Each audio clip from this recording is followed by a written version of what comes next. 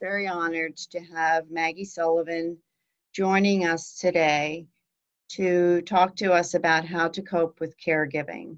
Maggie has a very generous heart, is very kind, and has been working with caregivers for 20 plus years. So we have a woman here who has personal experience, as well as supporting the caregivers who do experience the daily struggles with being a caregiver. So with this, I'm going to turn it over to Maggie, and thank you, Maggie, so much for being part of our lives and part of the lives of the caregivers. Thank you, Janine. That's very generous. Good morning. Thank you all for being here. I'm delighted to have the opportunity to talk to you about caregiving. It's such an important and demanding job. My goal this morning will be to give you a few insights into how to get through caring for someone with dementia and find in the end it has been an experience that rewarded you with growth and satisfaction rather than defeated you. Even so, you're not going to love every minute of it.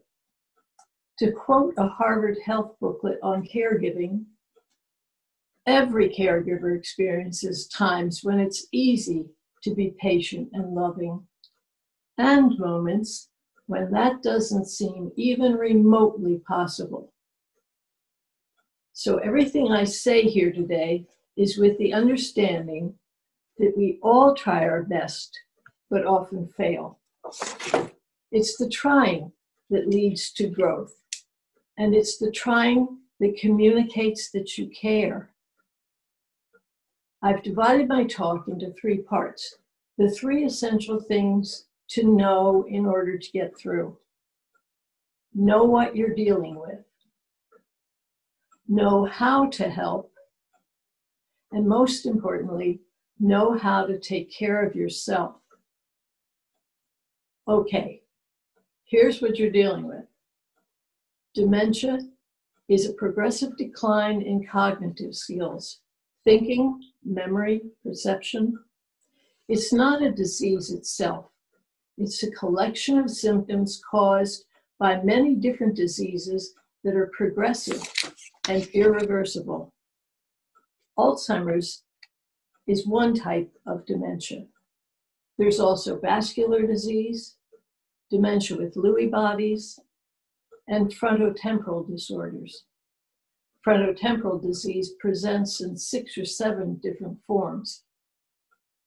I've had so many people say to me, my mother doesn't have Alzheimer's disease, she just has a little dementia. But Alzheimer's is dementia, though dementia isn't always Alzheimer's. Some conditions that cause dementia symptoms, but are frequently reversible, are vitamin B12 deficiency, thyroid disorders, normal pressure hydrocephalus, and thiamine deficiency. There are many misconceptions about dementia, and it's usually Alzheimer's that gets stereotyped with these myths. I'd like to abolish a few of them right from the start. The sufferer does not become an empty shell. As long as the person is loved, a loving part of him remains.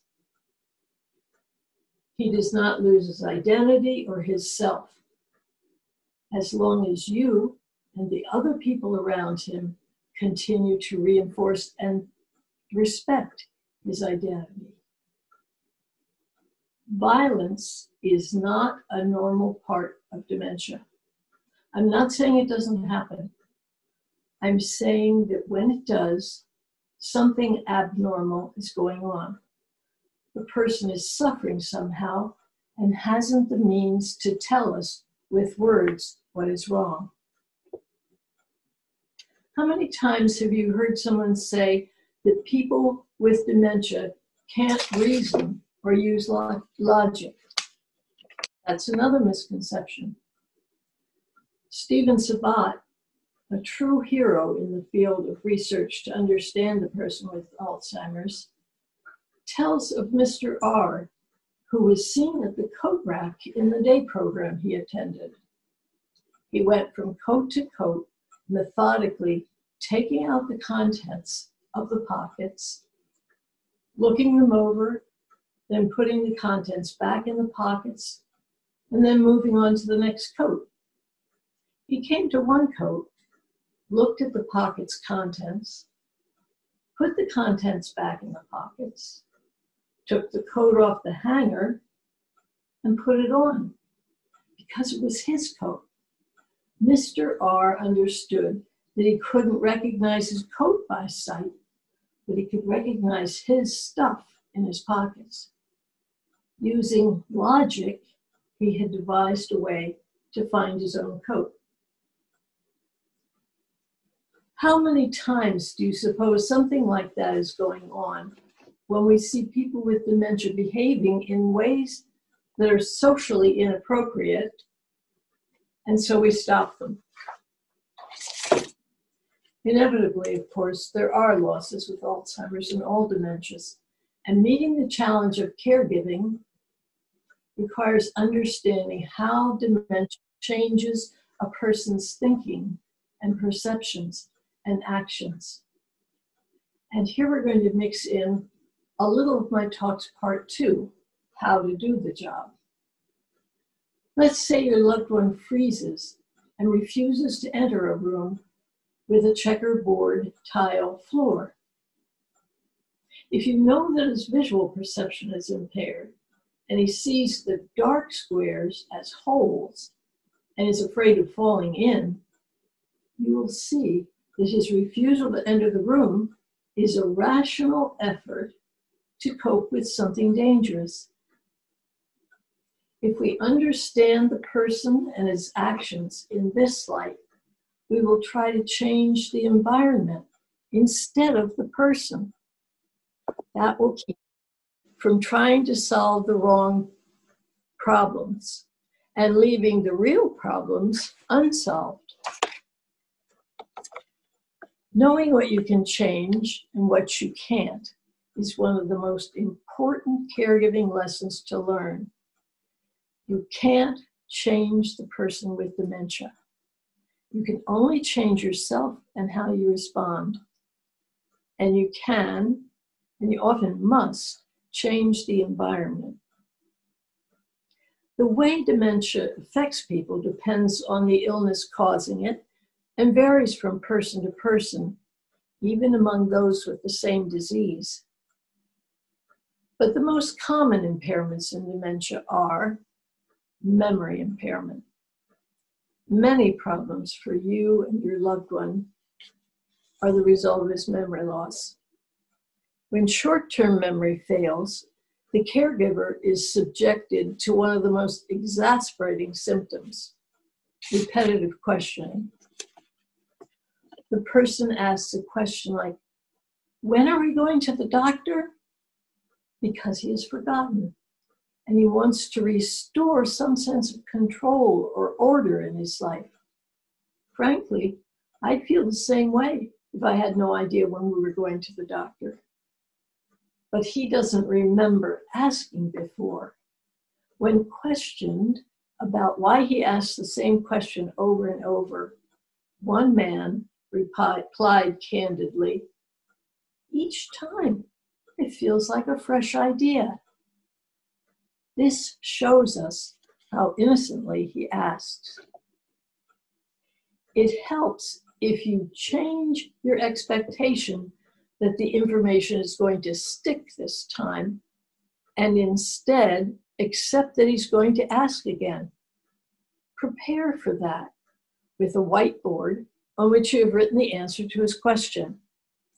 When he asks again, say, "The answer's on the whiteboard," which you will have placed in a central location that he can find easily. The same solution could be achieved by placing the answer on a note you put in his pocket. I wish we had time to talk about all the implications of memory loss, But if you have a question about it, please ask at the end. Another impaired function is language. Language functions are things like expressing language and receiving language, and they can be impaired in dementia. Caregivers are familiar with their loved one's trouble finding the right word or putting his words in strange order in a sentence, or trouble taking in what we're saying to him. You're stymied trying to communicate to him, or you're frustrated not knowing what he's saying, and he's frustrated attempting to communicate or know what you're saying. Gesturing can be a big help at this point. If he doesn't understand brush your teeth, he might understand if you demonstrate. But most of all, it takes close and loving attention to every clue you can pick up. What does he appear to be feeling? Where might his attention have wandered to? Because in fact, attention is still another function that is impaired. It becomes hard for the person with dementia to focus his attention, or he can become fixated on one small aspect of a task and forget the larger picture.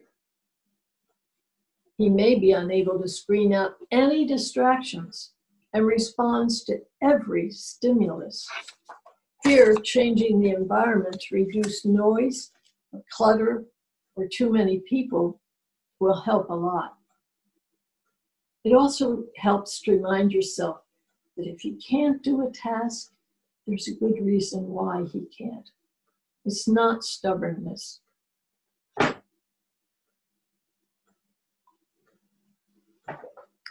Executive function is strongly affected by dementia. It includes abilities like planning, sequencing, and judging. And deficits in these areas add immeasurably to the difficulties faced by the afflicted and the caregiver in middle stage dementia. The executive functions affected are insight.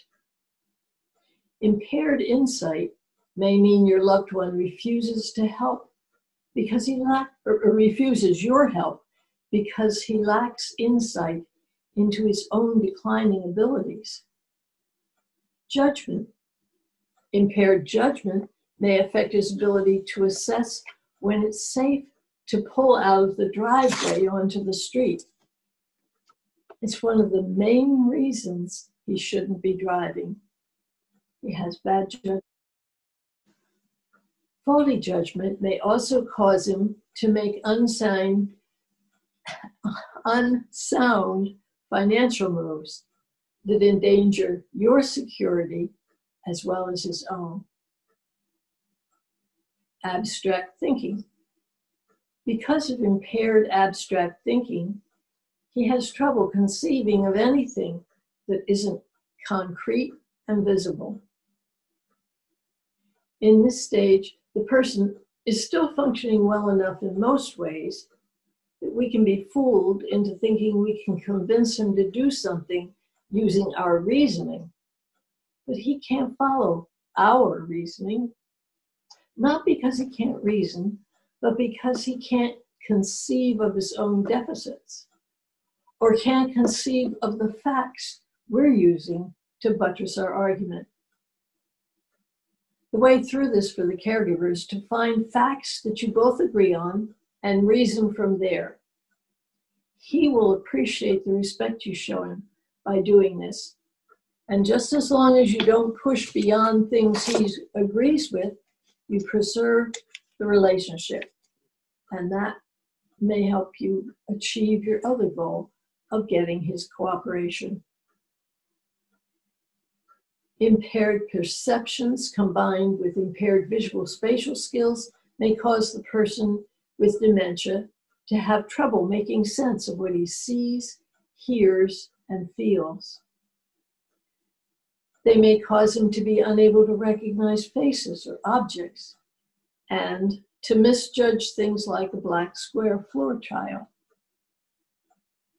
Lastly, Impaired motor skills may mean the person with dementia has trouble triggering movement patterns, like getting into a car that we normally don't even have to think about because they've become automatic. This is the hand your loved one has been dealt. A world that doesn't seem to make sense any longer, a feeling of being perpetually lost. Is it any wonder that he comes to depend increasingly, both physically and emotionally, on you, his caregiver? Many of you are already well acquainted with the phenomenon of shadowing. That's when the dementia sufferer follows the caregiver around the house almost every moment. And so this is also the hand you have been dealt, because the effects of dementia impact all the people living with the disease, the person diagnosed and the caregiver, and the family as well. One definition of a caregiver is someone who takes responsibility for the well-being of another person in a new way. Taking responsibility for the well-being of another person. That's a big moral undertaking. And as we explore more of how to do the job, I think you'll see the extra enormity of that responsibility when dealing with dementia. I fervently hope that you will see how important you are and why you need to take care of yourself first. If we're going to be interested in his well-being, we must first look at what a person with cognitive impairment needs. It's very simple, actually. He has 5 primary needs: security, affection, control, purpose, and inclusion. Security, affection, control, purpose, inclusion. I remember the first time I read that list, maybe 25 years ago. I was surprised and thought, but that's like everybody else. I'm ashamed of that reaction now, because it shows how much I, like much of our culture, had thought of people with dementia as other, not like us. Knowing that a person with dementia has the same psychological needs you do makes it easier to put yourself in his place. Security. If you are afraid for your future, or if you can no longer make sense of your environment and nothing looks familiar, you will feel vulnerable. If you've lost your sense of time and don't know what day it is, or whether the person who said, "I'll be back in 10 minutes, has been gone 5 minutes or 5 hours, and you have no idea what's going to happen next, you will feel insecure.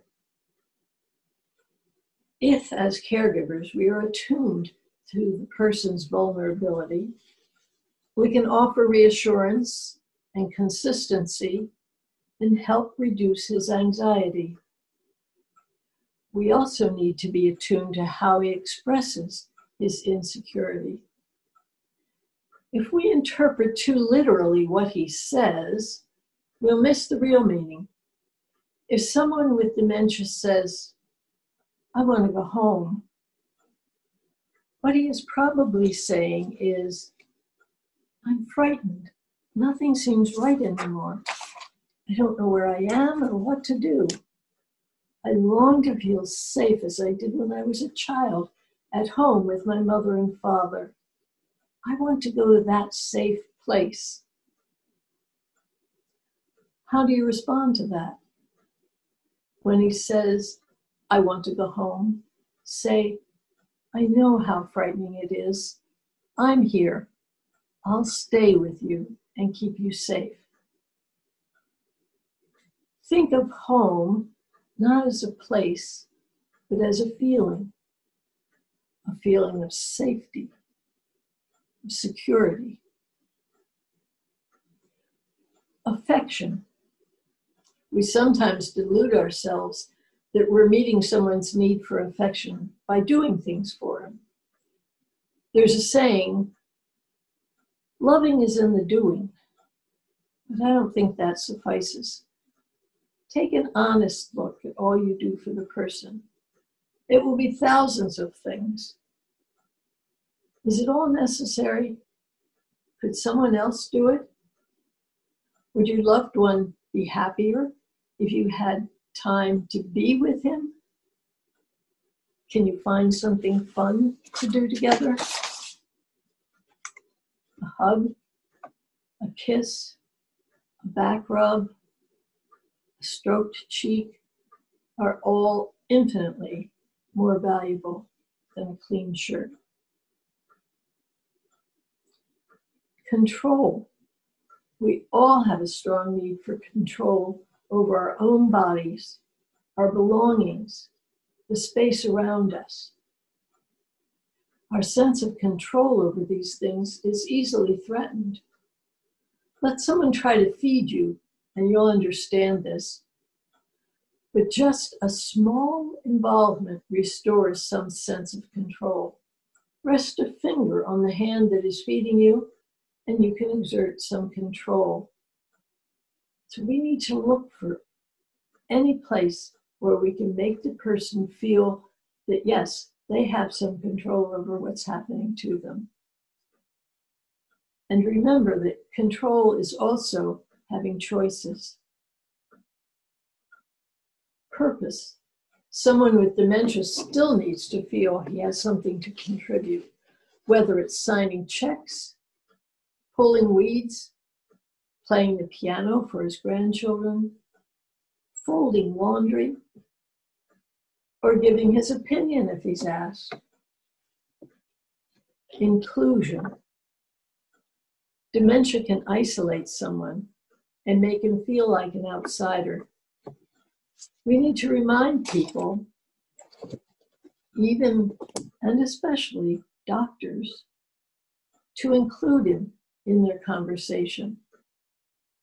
Once when my mother was living at Chandler Hall, I was sitting with her and her care manager, talking of something rather ordinary.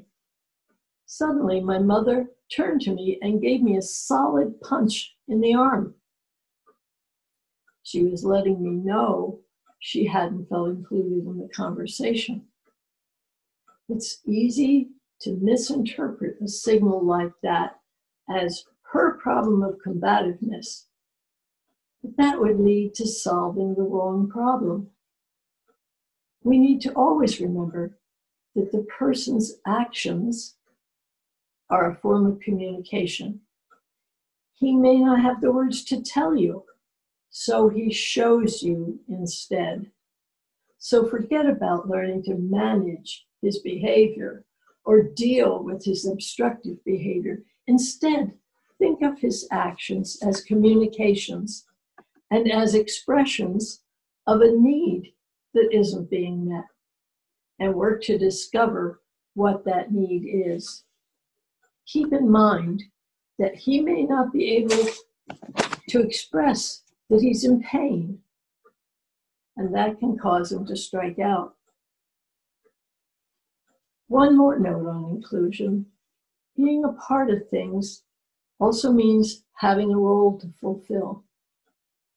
Many people adjust well to an adult day program when they feel they're going there to do something useful, to help in some way. Now that we've covered what your loved one needs, let's turn at last to you, the caregiver. How can you take care of yourself when his needs are so pressing? I once suggested to a caregiver that perhaps he should get some help. He looked shocked. I want to do this. This is what I'm supposed to do, he said. You know, in sickness and in health. I'll only get help if I can't do it anymore.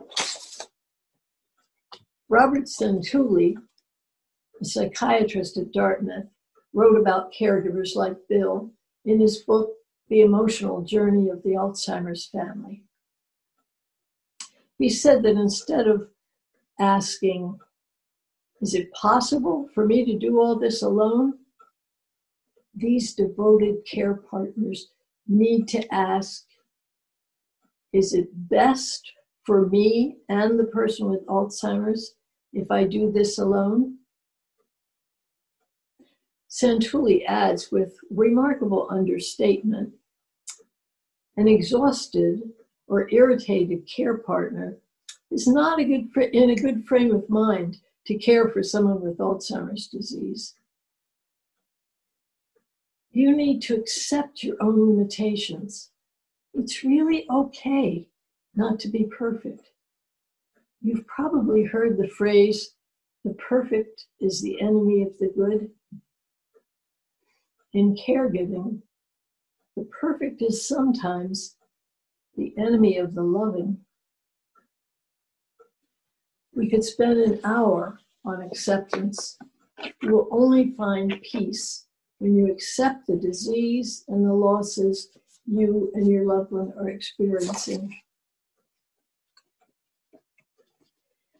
Caregivers are hesitant to give themselves permission to do some things that need to be done and only they can do. Caregivers can find it difficult to take over control of their parents' or their spouse's finances. They feel they need his permission. Otherwise, they feel as though they're going behind his back. Or they don't move ahead on taking him to a day program, even when they're desperate for a break. Because when they raise the issue to him, he says he doesn't want to go. They are in effect waiting for his permission. But you need to give yourself permission to take responsibility when your loved one no longer has the insight or judgment to decide what is best for him and for you. And you need to give yourself permission to take a break. In ordinary times, this talk would go on to tell you all the places you can get help and all the ways to get a break. But we are living through unordinary and difficult times. I'll give you a few ideas I have about how to get some help and keep your loved one and yourself safe. But then I want to open this up for your input because you're the ones trying to do this under the current restrictions. Certainly, if you have friends or family members who are in your bubble, that is, you are including them as people you're exposed to regularly, and you trust are observing all the precautions you are, they are who you should turn to come keep your loved one company while you get a break from caregiving. Of course, you're more restricted now in what you can do during the break. But getting out for a walk, especially a walk in nature, is amazingly calming. If you need to turn to someone outside your bubble, you should make sure they are screened and tested often for COVID. Ask demanding questions about their screening of any agency you contact for hired help. I want to say one last thing. This is about guilt. It seems incredible that caregivers like you, who do so much, and some of it quite unpleasant, like cleaning up after a bowel accident, would feel guilty. You aren't mistreating your loved one or neglecting him. Instead, you're dedicating many waking hours helping them or worrying about them and trying to make their lives as good as possible. Why then do you feel guilty? It may be that your expectations of yourself or expectations you feel others have of you are unrealistic, or because you're making false assumptions.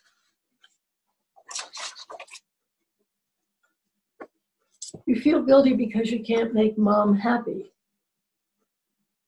That's an unrealistic expectation that you can make someone else happy.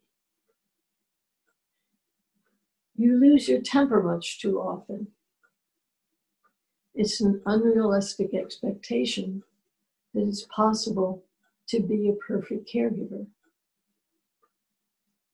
You can't stand it when your wife follows you around all day. You just want to get away from her, but then you feel guilty. It's a false assumption that only the needs of the person with dementia are important. Your needs are every bit as important as for their own sake, and also because a less stressed caregiver is a more loving caregiver. Discard unrealistic expectations like never get angry. Forgive yourself for being human and having very human limitations. It is, after all, not the perfect touch, but the human touch that the person with dementia needs. Thank you.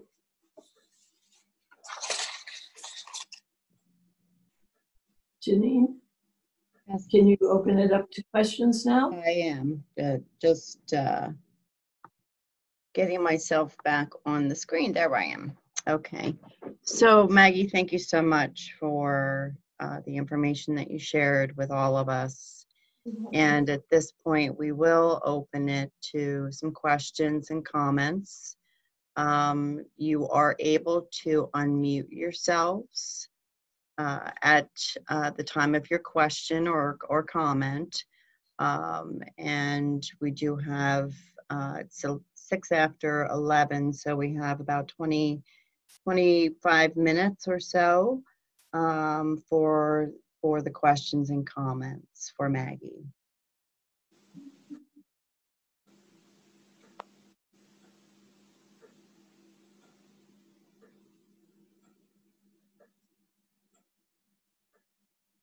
I know there's questions out there.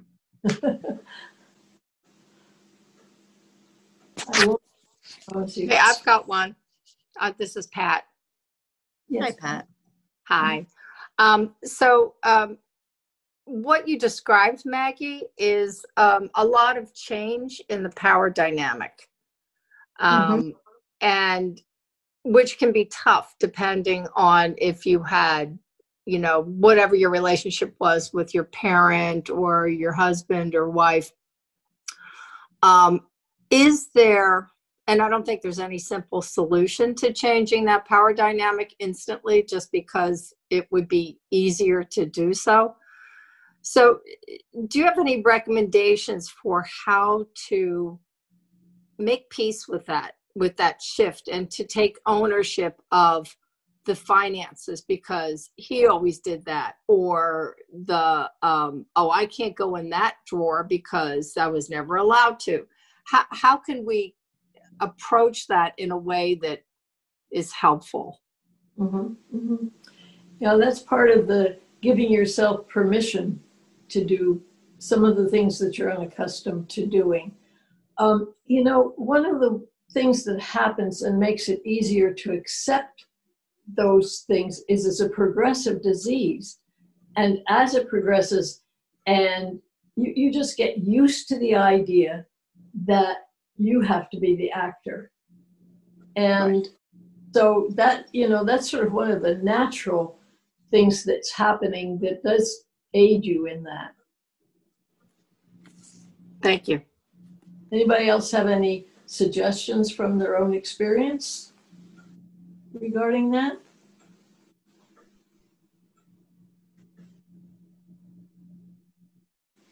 Maggie, I know that this is Janine, and I know that myself and family members, when my own mother was starting to have some signs of dementia, and then some other people that I know, that you had mentioned that the question is asking them, do they want to?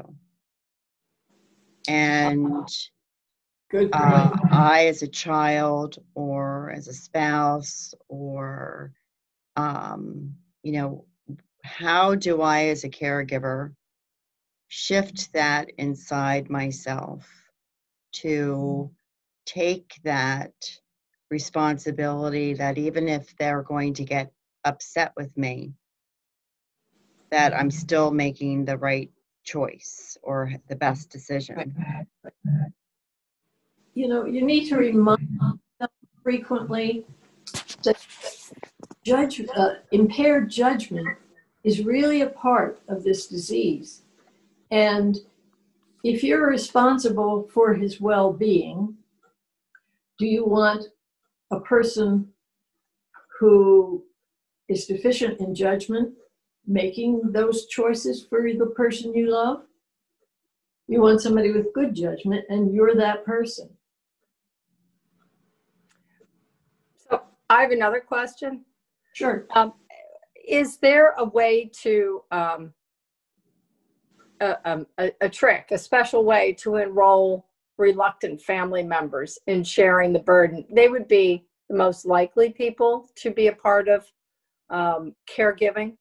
Mm-hmm. And sometimes, as I think, we all know, sometimes family members have different ideas of what should be done and how things should be handled. Do you have any recommendations for keeping family members involved in positive ways with the care plan and not going rogue? Right.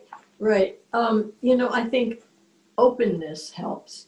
If some people go along and they suddenly realize that they're doing everything and they're angry, and so then they call a family meeting. That's a little late.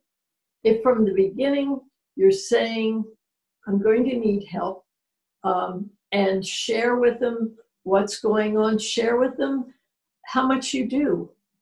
And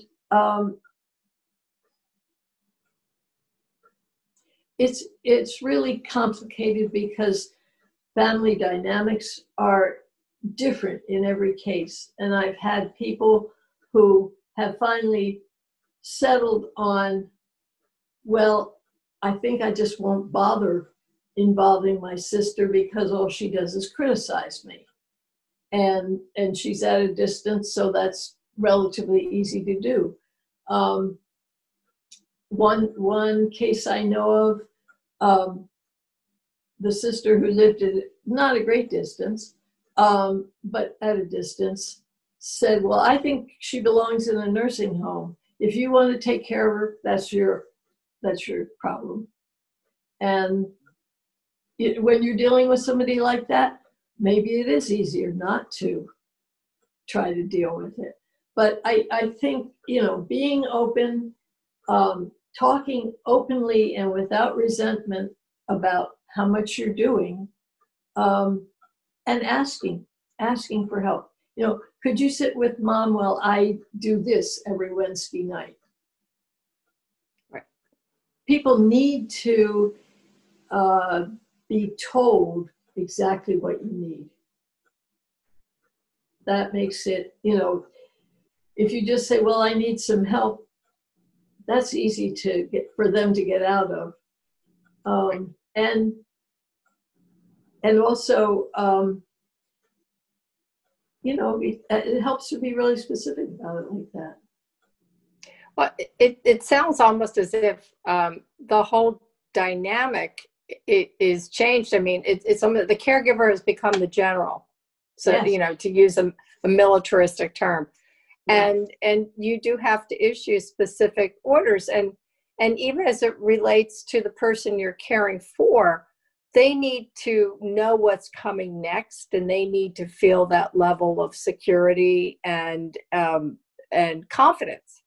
Mm-hmm. And then you've got family members that are probably terrified to sit in a room because they're not used to it. We develop a pattern, and then somebody comes in cold, and it's like, oh my gosh, what he asked me to do this, and I didn't know what he wanted, or something like that. So I think almost it requires a bit of a personality change, maybe in some cases, for the caregiver. Mm-hmm. One of the things to avoid such a rude shock about what it's like to be with the person is invite the person over, not to take care of the person. You'll stay, but just to be with the person, get used to it. It is hard to step into it when it's fairly far along and know what to do. So I love that idea of inviting people over, not to do a task, not throwing them off the deep end, but just to be another face, a companionship. I think that's super effective. I wish I'd done that more. Right. Yeah. Right. And it's good for the person with dementia, because they will be part of it, but with one-on-one, they can feel the pressure of, well, there must be some expectations, and I don't know what to do, on both sides.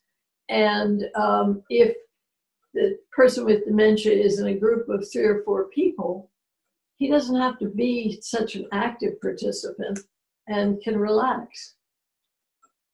Right. Yeah.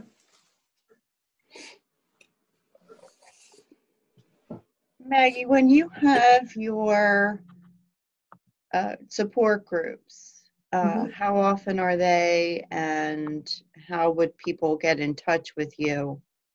Yes. I have 2 groups, and they're each once a month. On the first Wednesday in the afternoon is one group, and the first Friday in the morning is another group. And I wanted to have ready to send out to all of you immediately a sheet which has that information on it. We are doing the groups by Zoom now, and so in order to notify you about the meetings, I would need your email address. But I'm going to send to Janine by Monday morning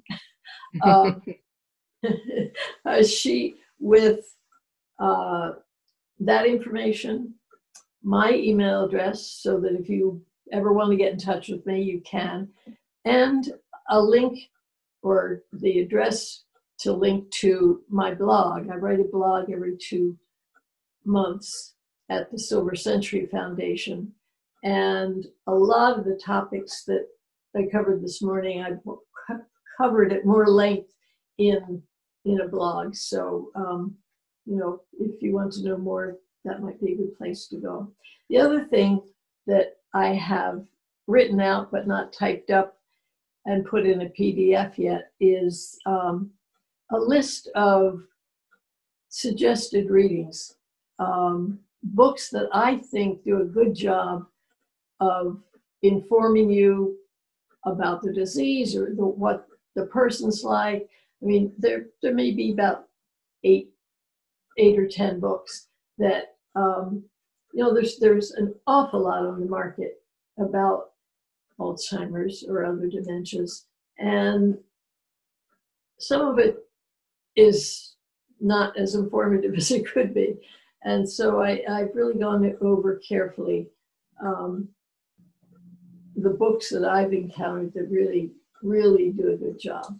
So that I hope to put those 2 things in a PDF, send it to Janine by Monday morning, and then she'll send it out to all of you. Yes, Janine, will you do that? Yes, in fact, I did just attach the caregiver support group flyer information in the chat section for anyone to take a look at, and I can also email that along with anything else that you are would like us to send to everyone.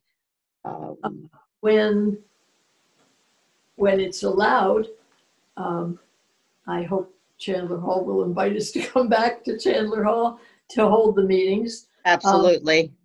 But I found that there are few people who find it easier to get to a Zoom meeting because they don't have to arrange for somebody to stay with their loved one. And so we may think about having one of the meetings be a Zoom meeting, but for now they're both Zoom. I am finding that with all of this, that the ability to get on a Zoom meeting is a lot, can be easier for families. Yes. So that's been a benefit. I know that there have been many positive comments and feedback in regards to the support group that you do provide for the families, and it allows people to be human and to be able to express themselves, and to be able to share those, the guilt. Yeah. And once you express that, then you have the room in yourself to relieve that stress, right, and be able to feel better just to be that caregiver. And it's the one place where you can admit some of those things and nobody's going to judge you for it, because we've all been there and know how hard it is, and we've had the same feelings. And to finally be with a group of people who understand what you're dealing with, understand the feelings that you have, it's just such a huge relief. I have a question for you.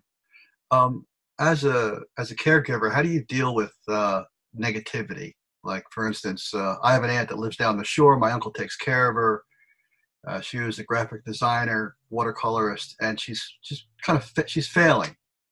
And all she wants to do is watch television. Okay. And it's frustrating when you always get that same response. No, this is all I want to do. But you don't want to. And so do you rephrase the question? You don't want to. How do you approach that? There are a couple of things that come to mind. One is not to ask the question, to say, I'm going out for some ice cream. Do you want to come? And, well, that was asking a question. Sorry. Anyway, okay, I'm going out for ice cream. See you.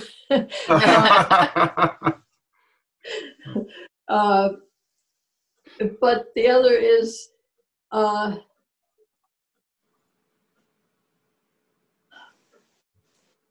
you could stage something like the television's broken, but I don't really like going around it like that.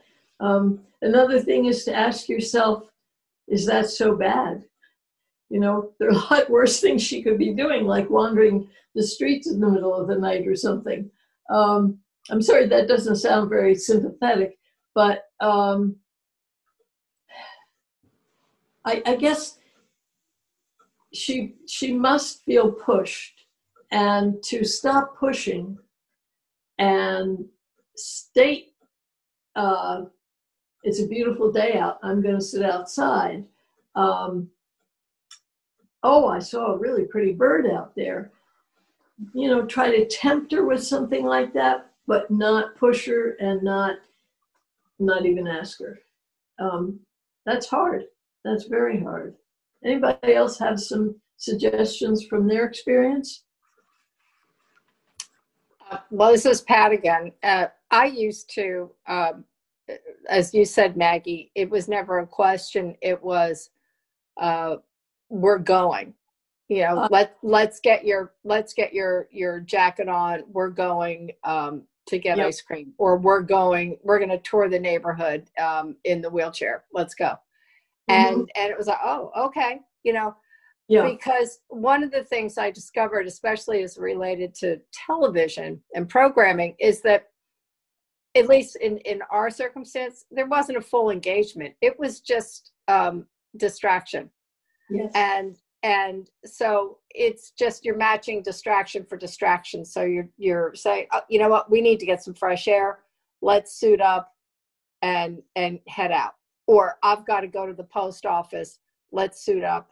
We're doing this. And it seemed to work. And then, you know, the first time maybe, no, I'm comfortable. I don't want to move.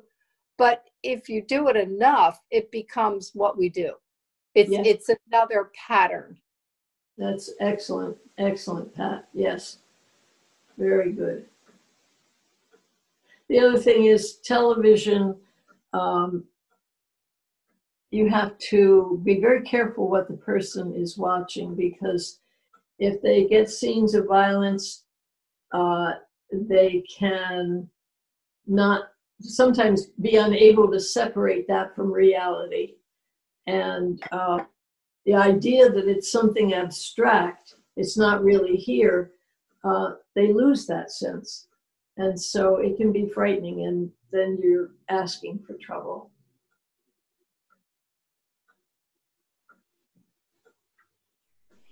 I think one of the things that I've also seen in my career is the benefit of socialization for people, for both the caregiver and the person with dementia, right, is best, and to really encourage people to utilize those support services outside of the home. Yeah. And, you know, this is limited and changed by COVID. Correct. You know, day programs simply aren't operating now. But yes, socialization is a big factor. You know, the families that have lots of people in the area and, you know, agree to be part of each other's bubble, that's just ideal. But often that's not the social world we live in these days. Right. Yeah. Maggie, can you hear me? Yes. Hi, Elizabeth. Hi, Maggie. So thank you so much for that. It was very a better understanding of certainly what my mother's going through. So I'm not the caregiver. I'm different in this situation. My mother is in a facility. But I have to say that every point that you described, she's experiencing, and it explains to me why she's constantly negative and angry, because she has they won't even let the residents touch each other. So there's, since March, I know we're talking 8 months now, there's no personal touch. I can't touch her. She can't touch and hug any of the other residents. And the fact that they don't give them any choice to make decisions. There's no control at all. It's so restrictive. There's so many rules, and it's just so hard on her for being such an independent woman before she entered into the facility. It certainly explains why all our conversations are negative. You know, she's constantly complaining about everything. There's nothing positive in her life. And you hit on every point, but everything you just said. And so I want to know, has this been recorded, and can I share this with some other people? The talk that you just did, is this going to be recorded, and can I share it? It is being recorded, right, Janine? Yes, it is. And we will be emailing it via a YouTube. Chandler Hall has a YouTube channel.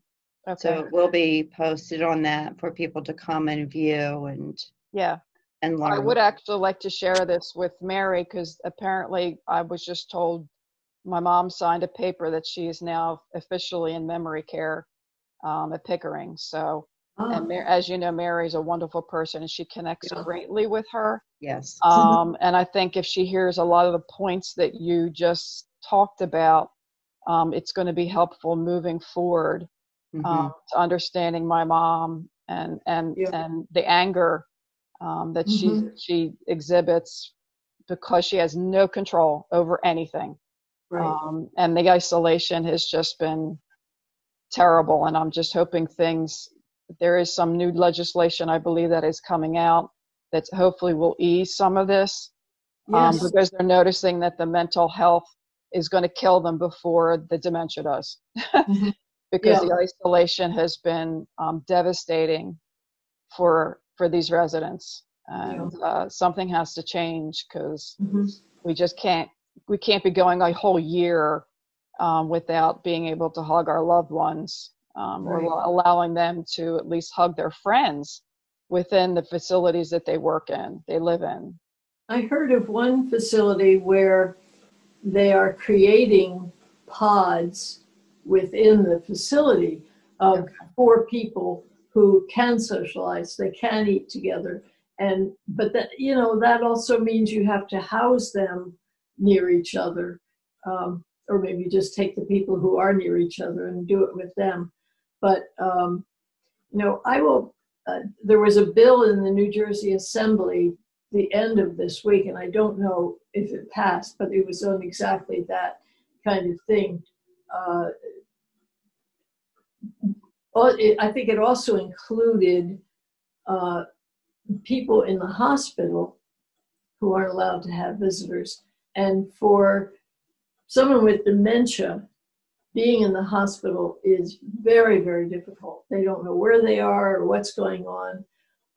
And they're not well. I mean, obviously, they're in the hospital, something's wrong. And to put on top of that they can't be visited by their caregiver, who is their security, is just not a good situation. So I think this bill is in part to address that as well. Right.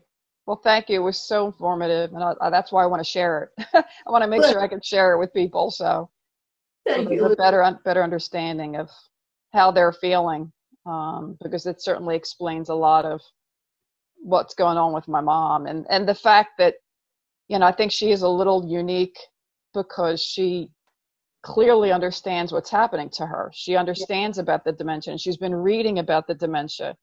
And, for example, she just called another facility and spoke to an administrator. And I just spoke to that administrator. She goes, "Your mother's so lovely. I couldn't even tell she has dementia." So it's pretty funny, but she clearly does. But you talk to her, you wouldn't know. So she's looking to move. But thank you again, Maggie. Oh, you're welcome, Elizabeth. I'm glad you were here. Maggie, this is Kathy. It's good to see you. I haven't seen you lately. You look wonderful.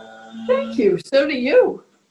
So I met Maggie many years ago when my mother and dad lived at Chandler Hall. And there was actually the wife of another resident. My father and her husband were in the nursing home together. And Agnes said to me, "You need to come to Maggie's Alzheimer's support group meetings." And I said, no, I'm not the caregiver. My mother and dad live in Chandler. She said, "Oh, yes, you are the caregiver." So, Elizabeth, I just want to say to you, you are a caregiver. And absolutely, Maggie's support meetings, they're wonderful. I'm sorry, I get choked up because Yeah. we used Oh, to get very in the meetings. I remember one of the residents, or one of the members, the first time I went, and he said to me later, he said, we laugh a lot and we cry a lot. Yeah. we do. Yeah, Maggie's been very helpful. I do go to her Friday meetings. Oh, that's one. Yeah, Wonderful. yeah. So she's been very, very helpful. The group's been very helpful, just even to just vent Yes. the frustrations. The rapidity with which we can go from laughing to crying and back again is, it's just a sign of how comfortable people feel and how much they need to be in that social group. Yeah. And this is Janine. I just wanted to add that, we are open. We're part of the dementia-friendly Newtown group that, as Chandler Hall, we welcome people from everywhere in Lower Bucks County or to join Maggie's group. So this is not exclusive to Chandler Hall. One of the things that we take pride in is that we are part of a community, and the part of the greater community is making sure that those caregivers are supported no matter where you are. And that's extremely important for everyone to know from Chandler's position. And again, Maggie has brought a lot of the tears and the laughter to help people feel as though they belong, and that there is a light through this journey. One of the most rewarding things for me is when somebody at the end of the meeting says, I feel better. I mean, it's not a dramatic thing, but it means a lot. Sure does. Yeah. Before we close, I just wanted to check and see if there's anyone else who wanted to ask any questions of Maggie or get her information. Or just comment. I mean, comment. We learned so. This is Pat again. I just want to throw out one thing that just in case you missed the link, there's a Chandler Hall's website has a blog post about this topic, caregiving, and it links back to Maggie's blog site. So if you miss it in every other way, you can always find it again on the Chandler Hall blog page, and you can link back to Maggie's work, which is phenomenal. I've been following you, Maggie, and I think you are a light for all of us who have this joyful and sad job at the same time. Yeah, thank you very much. I really appreciate that.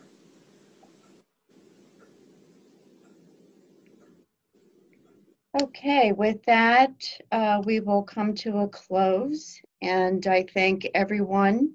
I will be sending out an email to all of the participants and everyone else who registered with the link to the YouTube channel of this recording, and also Maggie will send me information that I will email out to everyone. And again, it's been an honor from the heart. Thank you so much for having me, Janine. And thank you all for coming. Thank you. Thank you, Maggie. And everyone have a good day. You too. Thank you.